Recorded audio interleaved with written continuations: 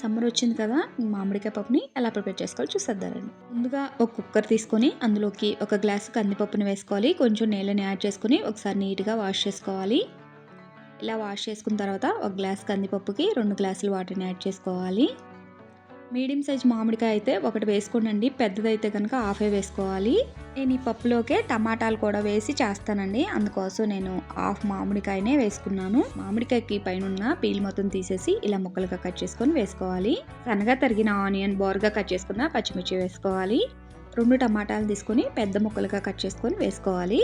ఒకవేళ మీకు టమాటా వేయడం ఇష్టం లేకపోతే కనుక ఫుల్ మామిడికాయని వేసుకోవచ్చండి. టమాటా, మామిడికాయ 2 వేసుకుంటే టేస్ట్ బాగుంటుందని నేను ఇలా ప్రిపేర్ చేస్తున్నాను.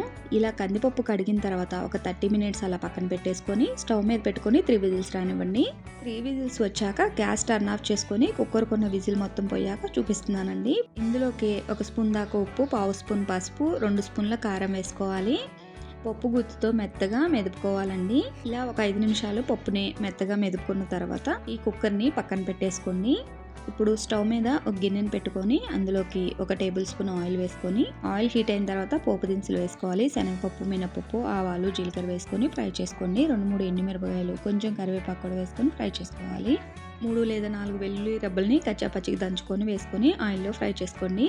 సన్నగా తరిగిన కొత్తిమీర కూడా వేసుకోండి. ఒక పావు స్పూన్ దాకా పసుపు వేసుకొని అంతా ఒకసారి బాగా కలుపుకోవాలి. ఇలా 1 నిమిషం ఫ్రై చేసుకున్న తర్వాత ఇందులోకి ఒక చిటికెడు ఇంగువను కూడా వేసుకోండి. ఫైనల్గా మనం మెదుపుకున్న పప్పును వేసుకొని ఒకసారి బాగా కలుపుకోవాలి.